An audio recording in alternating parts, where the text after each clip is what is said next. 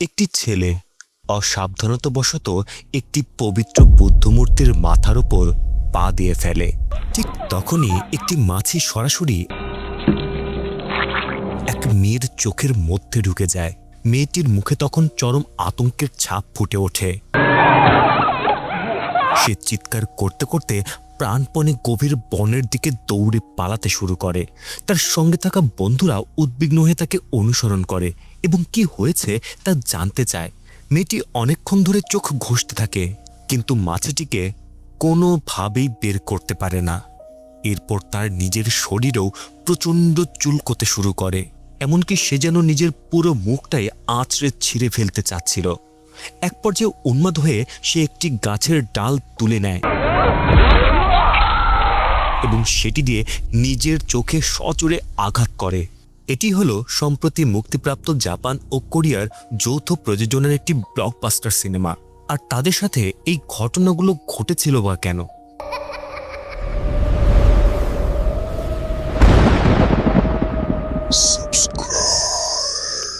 গল্পটি শুরু হয় কোরিয়ায়, যেখানে মেংজে নামের একজন ছেলে অদ্ভুত আচরণ করছিল।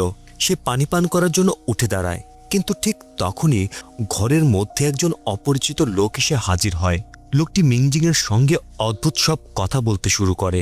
সে বলে মিংজিংয়ের উচিত তার অতীতের কথাগুলো ভুলে যাওয়া, কারণ সামনে তার সঙ্গে যা ঘটতে চলেছে তা হবে অত্যন্ত ভয়ঙ্কর। আর সে যদি নিজের অতীতকে ভুলতে না পারে তাহলে বড় ধরনের বিপদ ঘটে যেতে পারে।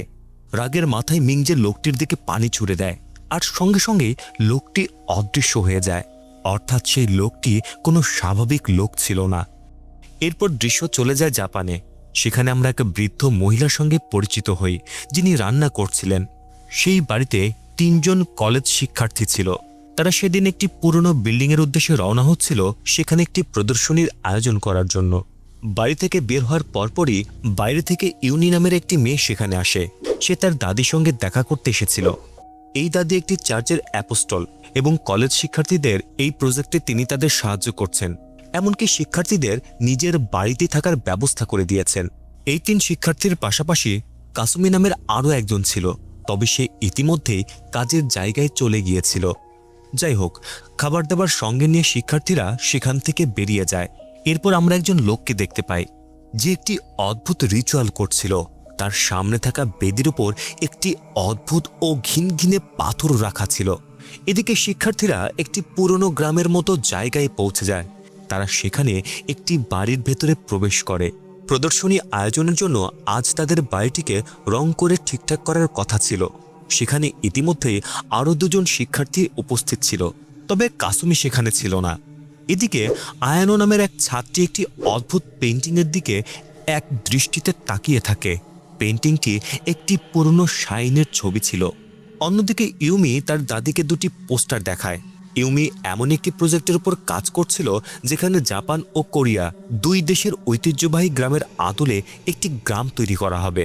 ইউমি তার দাদির কাছ থেকে প্রজেক্ট সম্পর্কে মতামত নিচ্ছিল, আর ইউমি ছিল ওই শিক্ষার্থীদের গ্রুপের লিডার। এদিকে আয়ানো বাকি 2 শিক্ষার্থীকে সঙ্গে নিয়ে বনের মধ্যে হাইকিং করতে বের হয় কাসুমিকে খুঁজতে, কারণ সেই 4র্থ শিক্ষার্থী কাসুমি তখনও নিখোঁজ ছিল। খুঁজতে খুঁজতে তারা দ্রুত একটি শাইনের কাছে পৌঁছে যায়। এরপর তারা আশেপাশে ঘোরাঘুরি করতে থাকে। কিছুক্ষণ পর আয়ানো মাটিতে পড়ে থাকা একটি পাথর দেখতে পায়, যার উপর কিছু একটা লেখা ছিল। তাকেশি নামের ছেলেটি লেখাগুলো পড়ার চেষ্টা করে, কিন্তু সেখানে চীনা ভাষায় লেখা থাকায় সে কিছুই বুঝতে পারে না। তাই পাথরটিকে উপেক্ষা করে 3 জন সামনে এগিয়ে যায়। এর কিছুক্ষণ পর তাকেশি ভুল করে একটি অদ্ভুত পাথরে পা দিয়ে ফেলে, আর পা লাগার সঙ্গে সঙ্গেই সেই পাথরের ভেতর থেকে এক ঝাঁক মাছি বেরিয়ে এসে আয়নের উপর আক্রমণ করে। 2 ছেলে মিলে আয়নকে বাঁচানোর চেষ্টা করে, কিন্তু চোখের পলকে সেই মাছিগুলো অদৃশ্য হয়ে যায়। রাকেশ পাথরটি তুলে ভালোভাবে দেখে বুঝতে পারে সেটি আসলে একটি মূর্তির মাথা, অর্থাৎ এটি একটি খণ্ডিত শাইন। আর সেই কারণে এখানে অদ্ভুত সব ঘটনা ঘটছে। এরপর সবাই সামনে এগিয়ে যায়, আর ঠিক তখনই আয়নো একটি ছবি তুলতে যায়। সেই মুহূর্তে একটি মাছি সরাসরি তার চোখের ভেতরে ঢুকে পড়ে। তবুও তারা সামনে এগিয়ে যেতে থাকে। এবার তৃতীয় ছেলে কায়তা হঠাৎ কিছু অদ্ভুত শব্দ শুনতে পায়, কিন্তু বাকি দুজন কিছুই শুনতে পাচ্ছিল না। আর ঠিক তখনই আয়নোর চোখটি ভয়ঙ্করভাবে অস্বাভাবিক হয়ে যায়। আয়নো হঠাৎ পাগলের মতো চিৎকার করতে শুরু করে এবং দৌড়াতে থাকে। তার চোখে এতটাই তীব্র যন্ত্রণা হচ্ছিল যে শেষ পর্যন্ত সে একটি লাঠি তুলে নিজের চোখে ভয়ঙ্করভাবে আঘাত করে চোখটি নষ্ট করে ফেলে। এতে ঘটনাস্থলে গুরুতরভাবে আহত হয়ে যায়। এখানে স্পষ্ট বোঝা যায় এই তিনজনই এখন অভিশাপের শিকার হয়েছে। রিচুয়াল করা লোকটিও বিষয়টি জানতে পারে। এরপর কায়তা শাইনের ভেতর থেকে অদ্ভুত শয়তানি শব্দ শুনতে পায়। এরপর দৃশ্য চলে যায় ইউমির কাছে। সে আয়নোকে ফোন করছিল, কিন্তু আয়নো ফোন ধরছিল না। চিন্তিত হয়ে ইউমি সেই প্রদর্শনীর বাড়িতে পৌঁছে যায়, যেখানে বাকি দুই শিক্ষার্থী তখনও কাজ করছিল। তারা ইউমিকে জানায় আয়নো তার বন্ধুদের সঙ্গে কাসুমিকে খুঁজতে বনের ভেতরে গিয়েছে, কিন্তু এখনও ফিরে আসেনি। ঠিক তখনই কায়তা সেই বাড়ির ভেতরে ঢোকে। তাকে দেখতে বেশ ভয়ঙ্কর লাগছিল। ভেতরে ঢোকার সঙ্গে সঙ্গে সে সবার সামনে জ্ঞান হারিয়ে পড়ে যায়। কায়তা যেহেতু অদ্ভুত আচরণ করছিল, তাই ইউমি ফোন করে পাস্টর হানজুকে সেখানে আসতে বলে। হানজু আসার পরপরই বুঝতে পারে এটি আসলে একটি ভয়ঙ্কর শয়তানের পজিশনের ঘটনা। এদিকে বাড়িতে থাকা দুই শিক্ষার্থী কায়তার ব্যাগের ভেতর থেকে সেই মূর্তির মাথাটি খুঁজে পায়, কিন্তু তারা সেটির দিকে খুব একটা গুরুত্ব দেয় না। এরপর হানজু যখন প্রার্থনা করছিল, ঠিক তখনই কায়তা জেগে ওঠে। সে জাপানি ভাষায় অনর্গল কথা বলতে শুরু করে, যদিও সে আসলে জাপানি ভাষা কোনো দিনই শেখেনি। শয়তানি শক্তির প্রভাবে কায়তা হানজুকে ধাক্কা দিয়ে অনেক দূরে ছুঁড়ে ফেলে দেয় এবং পাগলের মতো আচরণ করতে শুরু করে। সে চিৎকার করতে থাকে এবং আশেপাশে মানুষদের দিকে বিভিন্ন জিনিস ছুঁড়ে মারতে শুরু করে। ইউমি তাকে শান্ত হতে বলার চেষ্টা করছিল, কিন্তু ঠিক তখনই কায়তা একটি ড্রিল মেশিন দিয়ে নিজের মাথায় নিজেই ভয়ঙ্করভাবে আঘাত করতে শুরু করে। কিছুক্ষণের মধ্যেই চারিদিকে রক্তে ভেসে যায়। এই পুরো ঘটনায় মাংজি তার স্বপ্নের মধ্যে দেখতে পায়, যেটা দেখা মাত্রই সে ঘুম থেকে জেগে ওঠে। আর এই লোকটি হলো সেই ব্যক্তি যাকে আমরা গল্পের একেবারে শুরুতে দেখেছিলাম। এরপর ঘটনাস্থলে আসে ডিটেকটিভ কিম। কায়তা কিভাবে নিজের মাথার মধ্যে নিজেই ড্রিল মেশিন ঢুকিয়ে দিয়েছে তা সে বিশ্বাসই করতে পারছিল না। হানজুর ধারণা ছিল এর পেছনে কোনো ভয়ঙ্কর অভিশাপ রয়েছে, কিন্তু ডিটেকটিভ কিমের মতে আসল ঘটনা ময়নাতদন্তের পরেই জানা যাবে। এদিকে ইউমি, আয়ানো এবং তাকেশিকে খুঁজে বের করার জন্য বনের ভেতরে সার্চ টিম পাঠিয়ে দেওয়া হয়েছিল, কিন্তু তাদের দুজনের কোনো চিহ্নই পাওয়া যায়নি। পরের দিন সকাল পর্যন্ত ইউমি একেবারে ভেঙে পড়ে। শেষ পর্যন্ত সে মাংজিনকে ফোন করে। কলেজে পড়ার সময় মাংজিন ছিল ইউমির সিনিয়র, আর ইউমি জানতো যে মাংজিন একজন শামান। তাই সে মনে করেছিল এই ধরনের ভয়ঙ্কর ঘটনার তদন্তে হয়তো মাংজিনই তাকে সাহায্য করতে পারবে। নিজের বিশেষ ক্ষমতার কারণে মাংজিন ইতিমধ্যেই পুরো ঘটনাটি সম্পর্কে কিছুটা জানতো, তাই সে ইউমিকে সাহায্য করার জন্য জাপানে যেতে রাজি হয়ে যায়। এরপর দিনের বেলায় দাদি ইউমিকে কামি কাকুশি সম্পর্কে বলেন। এটি একটি জাপানি লোককথা। এই লোককথা অনুযায়ী কোনো একজন মানুষ হঠাৎ করেই নিখোঁজ হয়ে যায়, কারণ কোনো এক দেবতা কিংবা শয়তান তাকে নিজের সঙ্গে নিয়ে যায়। হানজু এসে ইউমিকে এসব বিশ্বাস করতে নিষেধ করে। তার মতে এগুলো শুধুমাত্রই লোককাহিনী, এর বেশি কিছু নয়। এরপর হানজুকে অসুস্থ স্ত্রী কায়কের সঙ্গে দেখা করতে হাসপাতালে যেতে হয়, তাই সে সেখান থেকে চলে যায়। কিন্তু হানজু চলে যাওয়ার পর দাদি ইউমিকে জানায় হানজুর স্ত্রী কায়াকও হয়তো মরতে চলেছে। দাদির কথাবার্তার মধ্যে এমন কিছু ছিল যা শুনে পুরো ব্যাপারটাই বেশ অস্বস্তিকর ও রহস্যময় মনে হচ্ছিল। এরপর মাংজিন জাপানে এসে পৌঁছায়। সে তখন নিজের অতীতের কথা ভাবছিল। এতে পরিষ্কার হয়ে যায় যে অতীতে মাংজিন এবং ইউমির মধ্যে কোনো একটা অস্বাভাবিক ঘটনা ঘটেছিল। তাদের অতীতের সম্পর্কের মধ্যে এমন কিছু ছিল যা এখনও মাংজিনকে তাড়া করে বেড়ায়। অন্যদিকে হানজু চার্চে বসে প্রার্থনা করছিল। হঠাৎ তার পেছনে রক্তে ভেজা এক ভয়ঙ্কর আত্মা এসে দাঁড়ায়। আত্মাটি যখন ধীরে ধীরে হানজুর দিকে এগিয়ে আসছিল, তখন তার শরীর থেকে মাংসর টুকরো নিচে পড়ে যেতে থাকে। দেখে মনে হচ্ছিল যেন তার গর্ভপাত হয়েছে। এই ভয়ঙ্কর দৃশ্য দেখে হানজুর আত্মা কেঁপে ওঠে। কিন্তু পরে জানা যায় পুরো ঘটনাটি ছিল একটি স্বপ্ন, কারণ হানজু আসলে চার্চের ভেতরেই ঘুমিয়ে পড়েছিল। এরপর হানজু একটি অদ্ভুত অন্ধকার জায়গায় যায়। সেখানে গিয়ে সে এক অভিশপ্ত মেয়েকে চুপ থাকতে বলে। মেয়েটি আসলে কে তা তখনও জানা যায় না, তবে এখানে স্পষ্ট বোঝা যায় হানজু নিশ্চয়ই কোনো রহস্যময় কাজে জড়িয়ে আছে। পরের দিন মাংজিন স্টেশনে ইউমির সঙ্গে দেখা করে। তাদের কথাবার্তা থেকে বোঝা যায় অতীতে তাদের মধ্যে প্রেমের সম্পর্ক ছিল এবং কোনো কারণে সেই সম্পর্ক ভেঙে গিয়েছিল। সম্ভবত সেই কারণে মানজিং স্বপ্নের মাধ্যমে ইউমির এই অভিশপ্ত ঘটনার আভাস পেয়েছিল। এরপর ইউমি মাংজিনকে নিয়ে প্রদর্শনীর বাড়িতে যায় এবং কাইতার আত্মহত্যার পুরো ঘটনাটি তাকে জানায়। ইউমির বিশ্বাস কাইতার ভেতরে কোনো এক অশুভ শক্তি ভর করেছিল। সে ভয় পাচ্ছিল আয়নো ও তাকিশোর যেন একই পরিণতি না হয়। মাংজিনের মতে জাপানে ৮০ লক্ষেরও বেশি দেবতার পূজা করা হয়, তাই সেই অসংখ্য দেবতার মধ্যে হয়তো কোনো অশুভ সত্তা রয়েছে, আর সম্ভবত সেই শয়তানি এইসব ঘটনার পেছনে দায়ী। এখন তাদের খুঁজে বের করতে হবে ঠিক কোন সত্তাটি এসব ঘটাচ্ছে। কিন্তু আশ্চর্যের বিষয় হলো এত রক্ত আর ভয়ঙ্কর ঘটনার মাঝেও মাংজিন নিজের অলৌকিক শক্তি দিয়ে কোনো অশুভ শক্তির উপস্থিতি অনুভব করতে পারছিল না। এরপর ইউমি তাকে প্রদর্শনীটি দেখায়। প্রদর্শনীর মূল বিষয় ছিল প্রাচীন শাইন, তাই সেখানে নানা ধরনের অদ্ভুত ও রহস্যময় জিনিস প্রদর্শন করা হয়েছিল। এই সময় ইউমি সেই ভাঙা মূর্তিটির মাথাটি মাংজিনকে দেখাতে যাচ্ছিল। ঠিক তখনই ডিটেকটিভ কিমের ফোন আসে। কিম জানায় নিখোঁজ শিক্ষার্থীরা সম্ভবত একটি সুড়ঙ্গের ভেতরে আটকা পড়ে আছে। পুলিশও সেখানে তদন্ত করতে রওনা দিয়েছে। খবরটি শুনে ইউমি খুবই আশাবাদী হয়ে ওঠে। ফোন রাখার পর সে মাংজিনকে নিয়ে দ্রুত সেই সুড়ঙ্গের দিকে রওনা দেয়। তারা পুলিশের আগেই সেখানে পৌঁছে যায় এবং অন্ধকার সুড়ঙ্গের গভীরে ঢুকে পড়ে। এত কিছু ঘটনার পরেও মানজিন কোনো অশুভ শক্তির উপস্থিতি অনুভব করতে পারছিল না। এতে সে নিজেও বিভ্রান্ত হয়ে যায়। সে ভাবতে থাকে এমন কোনো ভয়ঙ্কর শক্তি রয়েছে যাকে তার ক্ষমতাও শনাক্ত করতে পারছে না। হঠাৎ করে তারা তাকেশিওর কণ্ঠস্বর শুনতে পায়। সে সাহায্যের জন্য চিৎকার করছিল। দুজন দ্রুত শব্দের উৎসের দিকে ছুটে যায়। কিছু দূর এগোতেই তারা তাকেশিওকে দেখতে পায়। সে সুড়ঙ্গের ভেতরে অদ্ভুতভাবে বসেছিল। তাকেশি জানায় সে নড়তে পারছে না, কেননা সে গুরুতর আহত হয়েছে। ইউমি এবং মানজিন তাকে সাহায্য করার জন্য এগিয়ে যায়, কিন্তু ঠিক পাশেই বসেছিল অভিশপ্ত আয়নো। সে নিজের চোখে গেঁথে থাকা লাঠিটি ধীরে ধীরে টেনে বের করছিল এবং ভয়ঙ্করভাবে হাসছিল। হঠাৎ আয়নো পেছন দিক থেকে তাদের উপর আক্রমণ করে, তবে তারা অল্পের জন্য বেঁচে যায়। আক্রমণ করতে গিয়ে আয়নো তাকেশির উপর পড়ে যায়, আর তখনই তারা বুঝতে পারে তাকেশি আগেই মারা গেছে।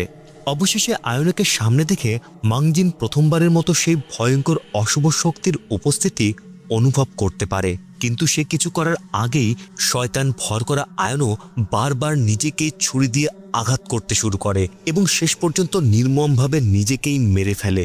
এই ভয়াবহ দৃশ্য দেখে ইউমি সম্পূর্ণ ভেঙে পড়ে। অন্যদিকে মাংজিং একটি রিচুয়াল সম্পন্ন করছিল, যেন এই অশুভ শক্তির পরিচয় জানা যায়। রিচুয়ালের সময় সে একটি দর্শন দেখতে পায়। সেখানে ভেসে ওঠে সেই ভাঙা মূর্তির মাথা। তখনই সে বুঝতে পারে এই সমস্ত ঘটনার মূল রহস্য ওই ভাঙা মূর্তির মাথার সঙ্গেই জড়িত আছে। এরপর ঘটনাস্থলে পুলিশ এবং হানজু এসে পৌঁছায়। হানজু যখন ইউমির সঙ্গে নিখোঁজ কাসুমিকে নিয়ে কথা বলছিল, ঠিক তখনই মানজিন হানজুর ভেতর থেকে এক অদ্ভুত অশুভ অনুভূতি টের পায়। সে সঙ্গে সঙ্গে তাদের কথার মধ্যে বাধা দিয়ে নিজের পর্যবেক্ষণের কথা জানায়। মানজিন বলে আয়নো মারা যাওয়ার সঙ্গে সঙ্গেই তার আত্মা ঘটনাস্থল ছেড়ে চলে গেছে। এটি খুবই অস্বাভাবিক, কারণ সাধারণত যারা সহিংসভাবে মারা যায় তাদের আত্মা অনেকক্ষণ পর্যন্ত নিজের মৃতদেহের আশেপাশেই ঘুরে বেড়ায়। কিন্তু কেন এমন হলো তার উত্তর মাংজিনের জানা ছিল না। তবে তার ধারণা এর পেছনে কোনো মানুষের হাত রয়েছে।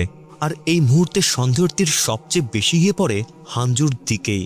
এখন তাদের কাসুমিকে খুঁজে বের করতে হবে, কিন্তু এখনও কেউ জানে না মেয়েটি আদৌ বেঁচে আছে কিনা।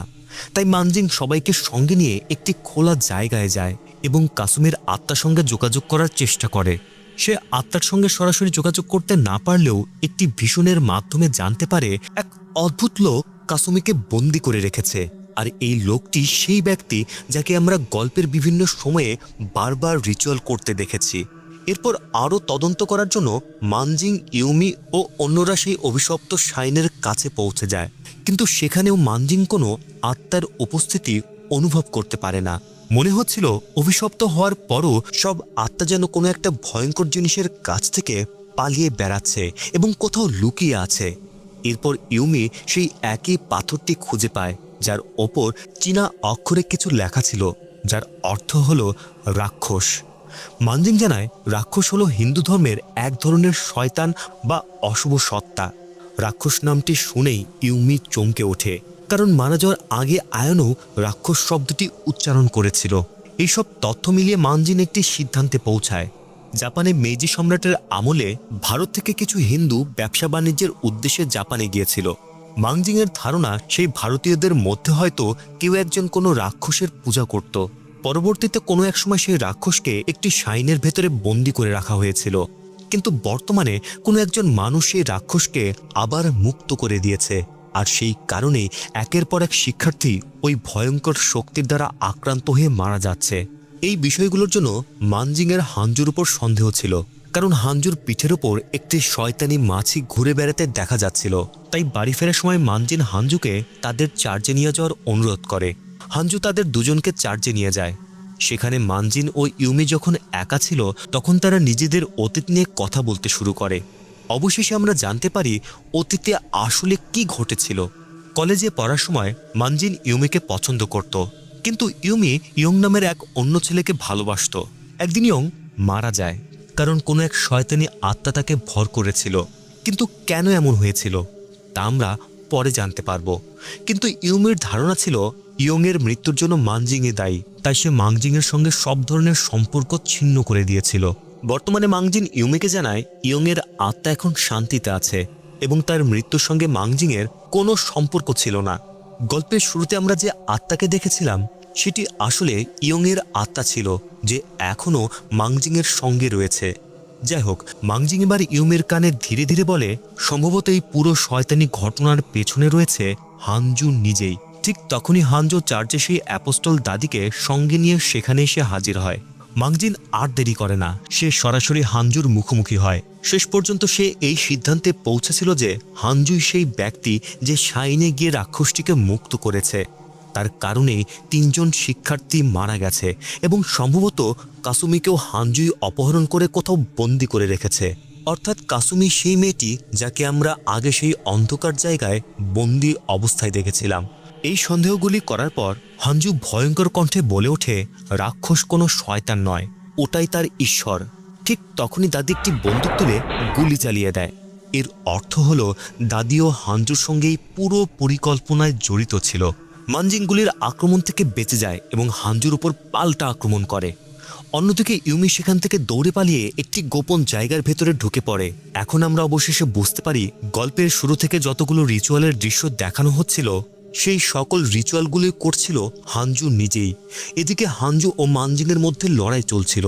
ঠিক তখনই পেছন থেকে হিমারু নামের এক শিক্ষার্থী এসে মানজিংকে আঘাত করে অজ্ঞান করে দেয়। প্রথমে হানজু দাদিকে সামলে নিয়ে হাতে বন্দুক দিয়ে ইউমির পেছনে পাঠিয়ে দেয়। এরপর সে হিমারুর সঙ্গে কথা বলতে শুরু করে। হিমারুই সেই 2 শিক্ষার্থীদের একজন যারা প্রদর্শনীর বাড়িতে কাজ করছিল। কিন্তু হিমারু কিভাবে হানজুর পরিকল্পনার সঙ্গে জড়িত হলো সেটা আমরা একটু পরেই জানতে পারবো। হিমারু আসলে কাইতাকে মেরে এসেছিল, সেই কাইতা যে মূর্তির মাথাটি নিজের কাছে রেখে দিয়েছিল। এরপর হিমারু সেই মূর্তির মাথাটি হানজুর হাতে তুলে দেয়। এদিকে বেসমেন্টে ইউমি অনেকক্ষণ ধরে খোঁজার পর অবশেষে আহত কাসুমিকে খুঁজে পায়। এরই মধ্যে মানজিংয়ের জ্ঞান ফিরে আসে। সে সেখানে একটি ছবি খুঁজে পায়। ছবিটিতে ছিল হানজু, তার স্ত্রী কায়াকো এবং সেই দাদি। এখন বিষয়টি ধীরে ধীরে পরিষ্কার হতে শুরু করে। আপনাদের হয়তো মনে আছে এর আগে দাদি বলেছিল হানজুর স্ত্রী কায়াকো অসুস্থ এবং সে মরতে চলেছে। আসলে কায়াকোকে বাঁচানোর জন্যই হানজু শাইন থেকে সেই রাক্ষসটিকে মুক্ত করেছিল। আর সেই দাদি আসলে কায়াকোর মা। এই কারণে সে হানজুর সকল শয়তানি পরিকল্পনায় তাকে সাহায্য করছিল। এদিকে বেসমেন্টে ইউমি কাসুমিকে সামলাচ্ছিল। হঠাৎ করে সেখানে আলো জ্বলে ওঠে। ইউমি কাসুমিকে নিয়ে সেখান থেকে দৌড়ে পালানোর চেষ্টা করে। ঠিক তখনই পেছন থেকে দাদি এসে গুলি চালায়। গুলির আঘাতে কাসুমি সেখানেই পড়ে যায় এবং অদ্ভুতভাবে গর্জন করতে শুরু করে, কেননা ইতিমধ্যেই কাসুমের ভেতরে সেই শয়তান ভর করেছে। অন্যদিকে হানজু তার শেষ রিচুয়াল শুরু করে এবং রাক্ষসটিকে আহ্বান করতে থাকে। সে তার স্ত্রীর জন্য একটি নতুন পোশাক প্রস্তুত করতে শুরু করে। আর এখানেই উন্মোচিত হয় এই গল্পের সবচেয়ে বড় রহস্য।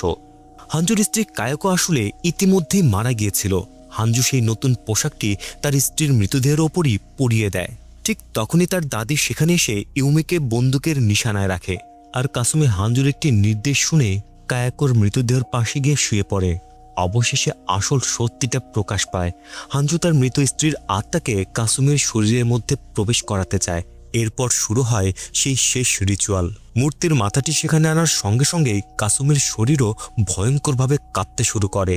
এদিকে মাংজিং বেসমেন্টের দিকে এগিয়ে যায়। ঠিক তখনই হিমারু তার উপর আক্রমণ করে। দুজনের মধ্যে লড়াই শুরু হয়, আর লড়াইয়ের সময় মাংজিং বুঝতে পারে হিমারুকে পুরোপুরি শয়তান ভর করেছে। এরপর মাংজিং একটি পবিত্র ঘণ্টা বাজিয়ে হিমারুকে শান্ত করার চেষ্টা করে। ঘণ্টার শব্দে হিমারু শান্ত হয়ে যায়। একই সঙ্গে সেই শব্দের প্রভাবে মূর্তির মাথাটিও নিচে পড়ে যায়, ফলে শেষ রিচুয়ালটি নষ্ট হয়। এতে হাঞ্জু প্রচণ্ড রেগে গিয়ে চিৎকার করতে শুরু করে। তবে কিছুক্ষণ পর সে নিজেকে শান্ত করে এবং কাসুমিকে বলি দেওয়ার পরিকল্পনার কথা বলতে থাকে। ইউমি সঙ্গে সঙ্গে এর প্রতিবাদ করে, কিন্তু হাঞ্জুর বিশ্বাস ঈশ্বরই তার স্ত্রীকে মৃত্যুর দিকে ঠেলে দিয়েছে। অন্যদিকে রাক্ষস তাকে প্রতিশ্রুতি দিয়েছে সে তার স্ত্রীকে আবার জীবিত করে দেবে। এই বিশ্বাস থেকেই হাঞ্জু এবং দাদি আবারও রাক্ষসটিকে আহ্বান করতে শুরু করে। ইউমির সঙ্গে সঙ্গে কাসুমিকে বাঁচানোর জন্য ছুটে যায়, কিন্তু তখন কাসুমির শরীর প্রচণ্ডভাবে কাঁপছিল। আর ঠিক তখনই এক অদৃশ্য শক্তি ইউমিকে প্রচণ্ড আঘাত করে অনেক দূরে ছুঁড়ে ফেলে।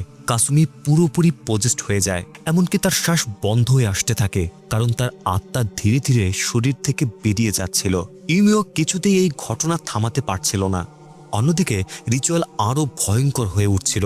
ঠিক তখনই মাংজিং সেখানে এসে পৌঁছায়। সে তার পবিত্র ঘণ্টা ব্যবহার করে রিচুয়ালটি থামানোর চেষ্টা করে, কিন্তু হাঞ্জু হাল ছাড়ে না। সে এগিয়ে গিয়ে রাক্ষসের মূর্তির সামনে নিজের রক্ত উৎসর্গ করে দেয়। এটা করার সঙ্গে সঙ্গে রাক্ষসটি আরও শক্তিশালী হয়ে ওঠে এবং কাসুমির শরীরকে ভয়ঙ্করভাবে আঘাত করতে শুরু করে। মাংজিংয়ের মন্ত্র তখন আর কাজ করছিল না। এদিকে কাসুমির শরীর থেকে রক্ত বের হতে শুরু করে, কিন্তু শেষ পর্যন্ত মাংজিং আরও শক্তিশালী মন্ত্র পড়তে শুরু করে, ফলে আবারও রিচুয়ালটি ভেঙে যায়। কাসুমি জ্ঞান হারিয়ে মাটিতে পড়ে। অন্যদিকে হাঞ্জু কান্না করতে থাকে। সে বুঝতে পারছিল না এখন কি করা উচিত। শেষ পর্যন্ত সে সিদ্ধান্ত নেয় নিজের জীবন উৎসর্গ করবে, যেন তার স্ত্রী আবার জীবিত হয়ে ওঠে। কিন্তু হাঞ্জুনকে থামিয়ে দেয় দাদি। দাদি তাকে বলে, আমার মেয়ের যত্ন নিও। এরপর সে নিজেই গুলি করে আত্মহত্যা করে। তার শরীর থেকে বের হওয়া রক্ত পুরো রাক্ষসের মূর্তিকে রক্তাক্ত করে দেয়। আর স্বাভাবিকভাবেই এই আত্মত্যাগের পর রাক্ষসটি আবারও ভয়ঙ্কর শক্তিশালী হয়ে ওঠে। এরপর দৃশ্য কিছুটা অতীতে চলে যায়। আমরা দেখতে পাই কায়াকো কিভাবে মারা গিয়েছিল। আসলে তার গর্ভপাত হয়েছিল এবং প্রচণ্ড রক্তক্ষরণের কারণে সে মারা যায়। এরপর হাঞ্জুর ঈশ্বরের উপর থেকে বিশ্বাস উঠে যায়। রাগে সে যিশুর ক্রসটি ভেঙে ফেলে। তারপর সে দৌড়ে বনের দিকে চলে যায় এবং সেই অভিশপ্ত শাইনের কাছে গিয়ে ঘুমিয়ে পড়ে। সেখানে রাক্ষসটি তাকে জাগিয়ে তোলে। চোখ খোলার পর হাঞ্জুর সামনে ছিল সেই ভয়ঙ্কর শয়তানি মূর্তি। এ সময় বর্তমানে দেখা যায় দাদির আত্মত্যাগের পর রাক্ষসটি এতটাই শক্তিশালী হয়ে ওঠে যে সে সরাসরি ইউমির শরীরের মধ্যে প্রবেশ করে। প্রথমে ইউমি কায়কের কণ্ঠে কথা বলতে শুরু করে। এতে হাঞ্জু বিভ্রান্ত হয়ে যায়। সে রাক্ষসটিকে বলে, না, আমার স্ত্রীর দেহ তো ওখানে রয়েছে, এটা আমার স্ত্রীর দেহ নয়। এরপর ইউমি নিজের কণ্ঠস্বর পরিবর্তন করে। তখন ইউমির শরীরের ভেতর থেকে রাক্ষসটি উত্তর দেয়, তোমার তো জীবিত শরীরই পছন্দ, মৃতদের নয়, তাই আমি ইউমির শরীরের মধ্যেই থাকব। অবশেষে মাংজিং বুঝতে পারে রাক্ষসটি হাঞ্জুকে লোভ দেখিয়ে তাকে ব্যবহার করছে।